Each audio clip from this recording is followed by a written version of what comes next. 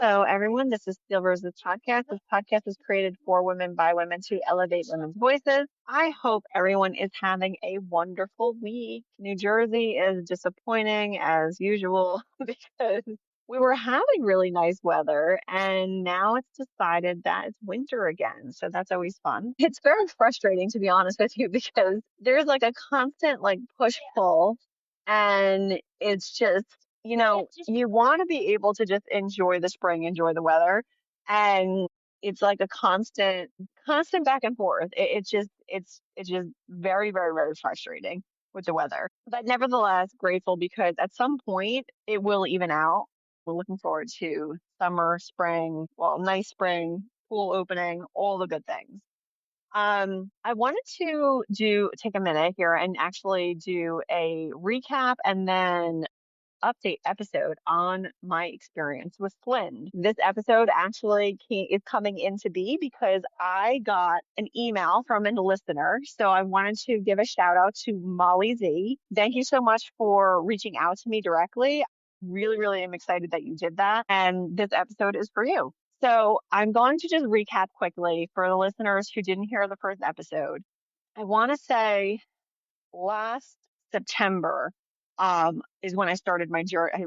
August, September is when I started my journey on Slynd. Prior to that, I want to say starting in at about 39 or so, I had started to really experience perimenopause symptoms. Now, at the time, I was working on a women's health account. I didn't really know I was experiencing perimenopause symptoms because the way that it presented was very much like depression and anxiety. Now, at the time, I was also at an agency where I was deeply unhappy. This is not my current job, it was a prior agency.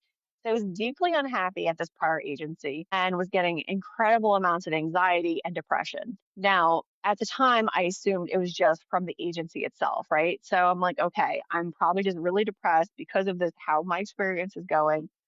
And maybe if I leave or when I leave, then the situation will be rectified. So I did eventually end up leaving the agency, got to a new place, loved the new place a whole lot, but I was still experiencing bouts of fatigue. It was always, I think it was like the week before my cycle would start. The week before my cycle would start was the dark cloud week. So what had started to happen was the week prior, I was getting really emotional, hair trigger feelings. I would have a tremendous amount of fatigue, which was incredibly frustrating for me because I always try to be, um, I have a lot of things that I'm consistently working on that I'm trying to get done. And it was just very frustrating for me because to have fatigue feels like there's sandbags weighing you down as you're trying to get things done. And now I was very much trying to honor the fact that my body needed to slow down.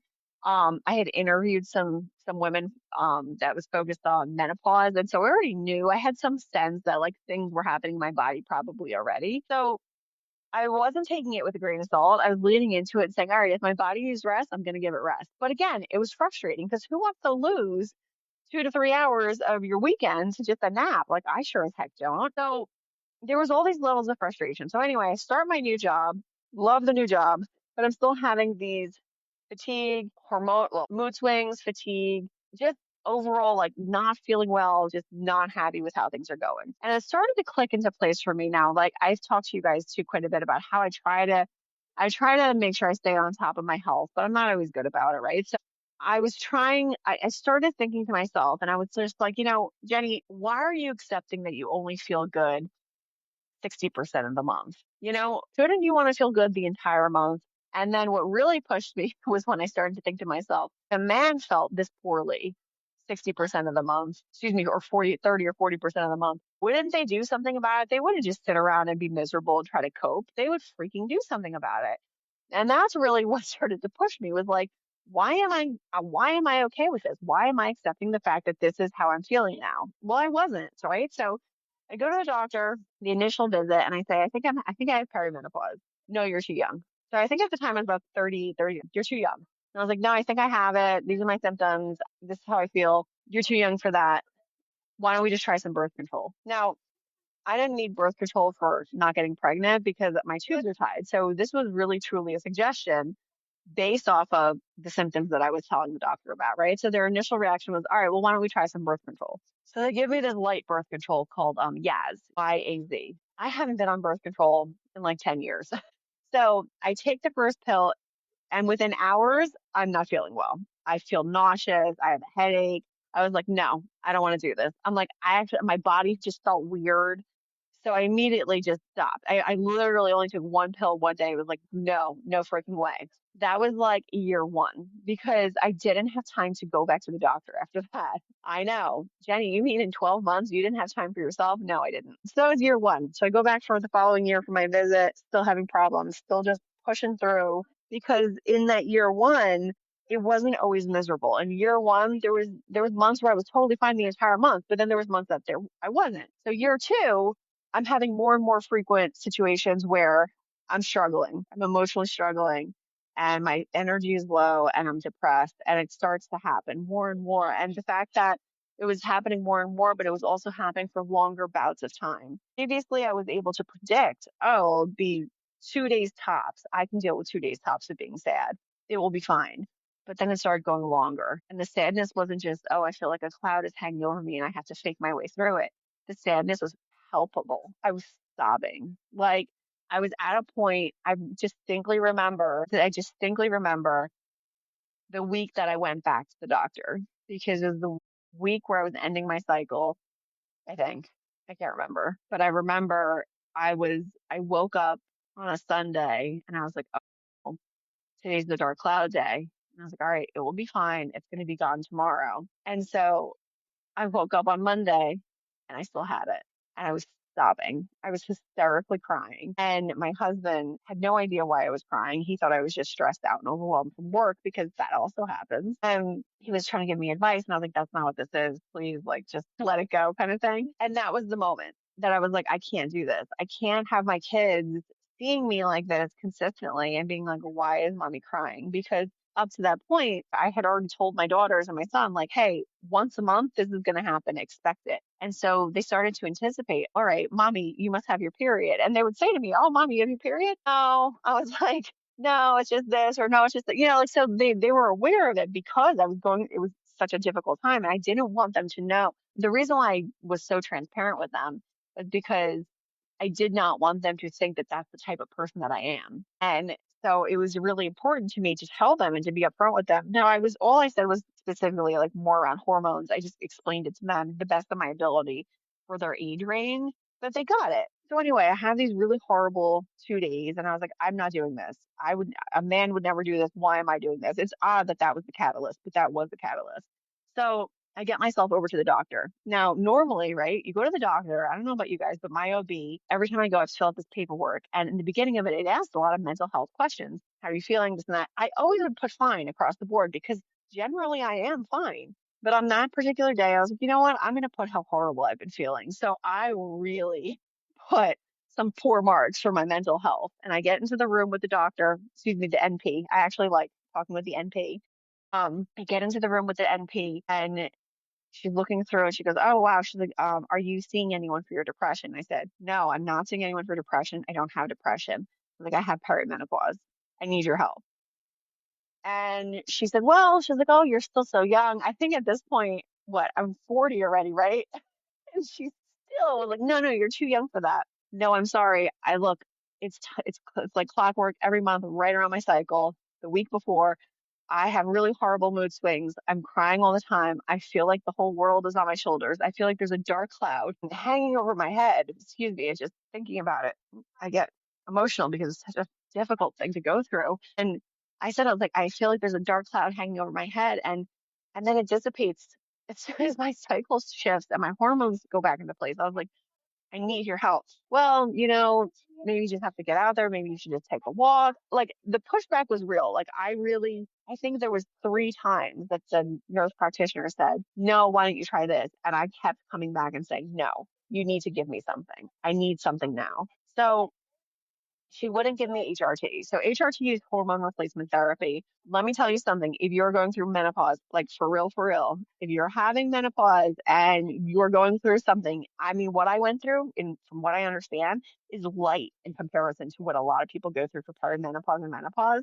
So mine was really light and I was miserable. I can't imagine somebody who's going through it heavy duty. And if you are experiencing symptoms, your options really are quite vast. You really should be looking up what your options are and figuring out what you feel comfortable with, what you feel comfortable with. So hormone replacement therapy is a big one. It's come a really, really long way. Right now, it's like a cream that you can rub on your face, from what I understand, and it works really well. I'm actually really looking excited to go. I'm very excited and looking forward to going on that when I get a little bit older. So she wouldn't give it to me, nevertheless. The option that she presented to me was Slynd. So Slynd is Slynd. It is a progesterone only birth control. Let me look up this really quickly. So Slynd is a progesterone only birth control pill containing guys forgive me, drospirenone that prevents pregnancy primarily by suppressing ovulation. Unlike traditional birth control pills, it is highly effective at stopping ovulation and offers a 24-hour missed pill window. It also works by thickening cervical mucus to block sperm and thinning the uterine lining. Let me see here. Common side effects include irregular periods or spotting, headaches, acne, breast tenderness, and nausea.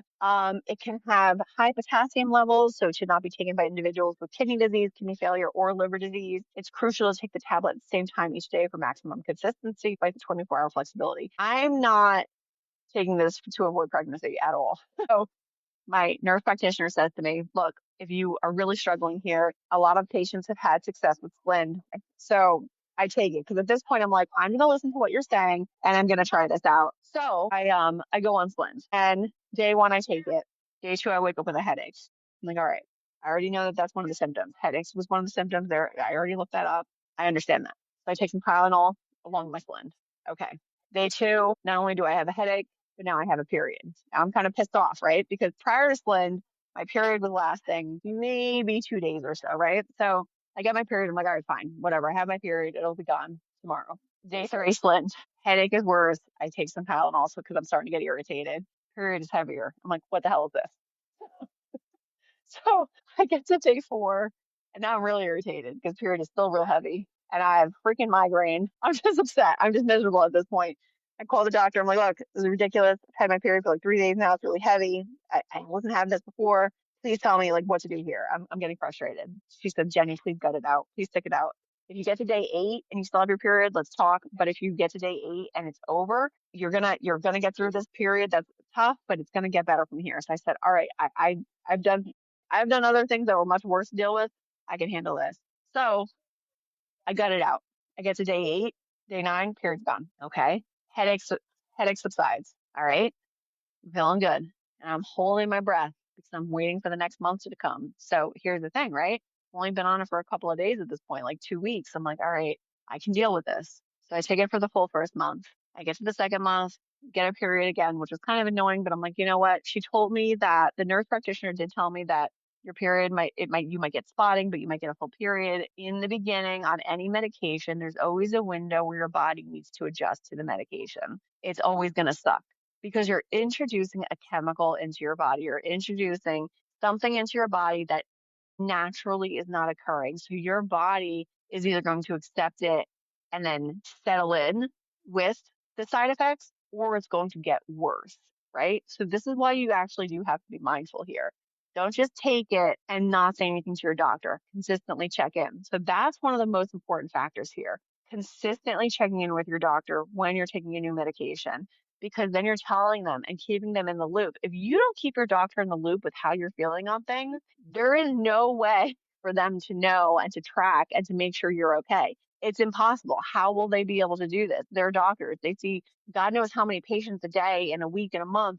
They're honestly, I'm sorry to say, they're not going to remember you specifically. They don't remember me specifically because, and it's not for anything offensive. It's not because they treat us like, dollar signs instead of people. It's truly because of the volume that they're required to say. So please, like, take it how you want to take it, but make sure you're communicating to your doctor. Let them know what your symptoms are. Let them know how you're feeling about stuff, right? So I get to month 2, month 3. I'm feeling good. I go for my 3-month check-in. I said to the nurse practitioner, you essentially saved my life. My mood swings completely went away. My period was still there, which was annoying, but my mood swings were gone. And to be perfectly honest with you, if I had to have a period every single day, I would do it if it meant that I was never going to have a mood swing again. Those mood swings were so horrible. I can't even tell you how much I would to avoid that.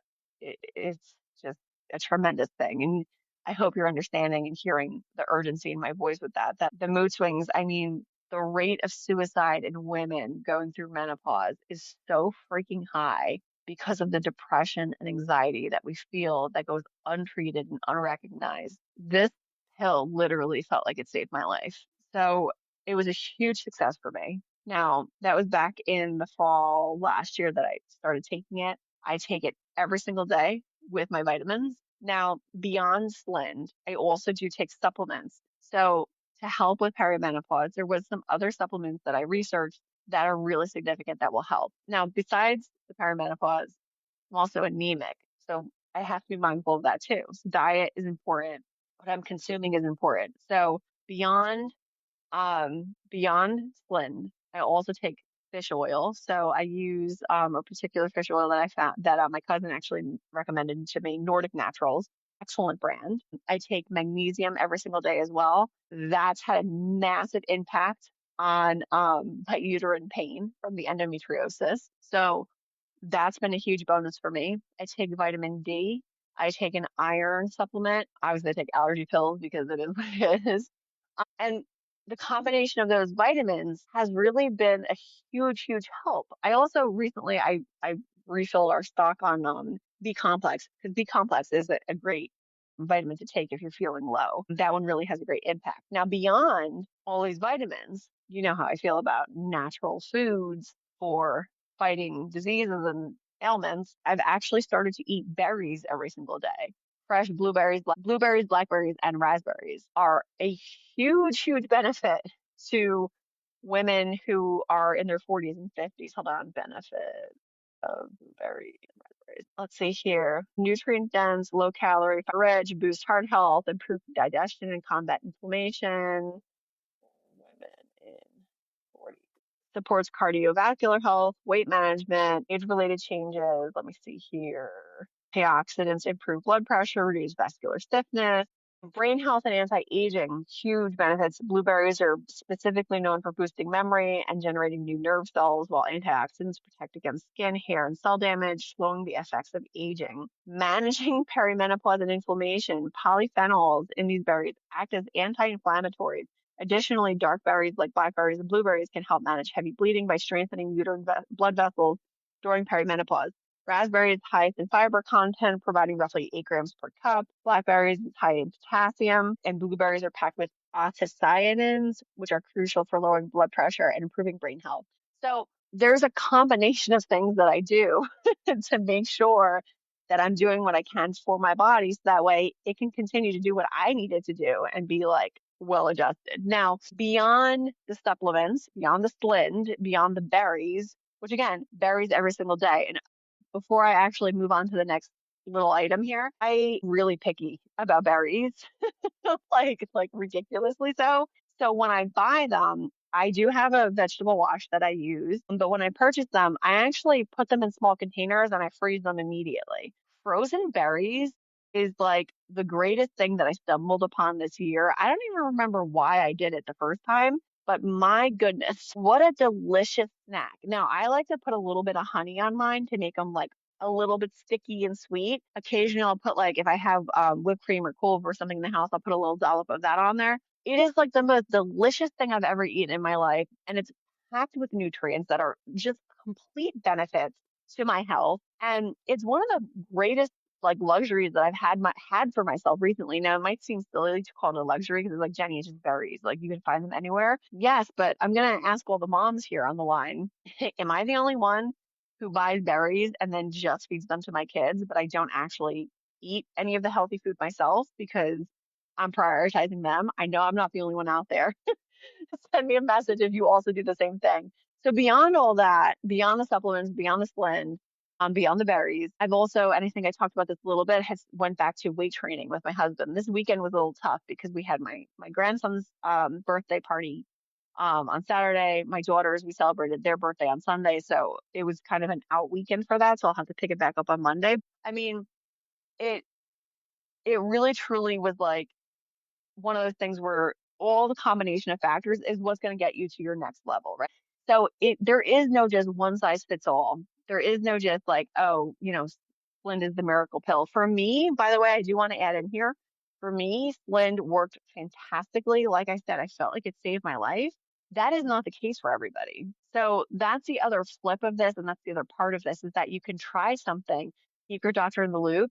It may not work for you. It may not be the answer that it was for me, but it doesn't mean that there's not an answer out there.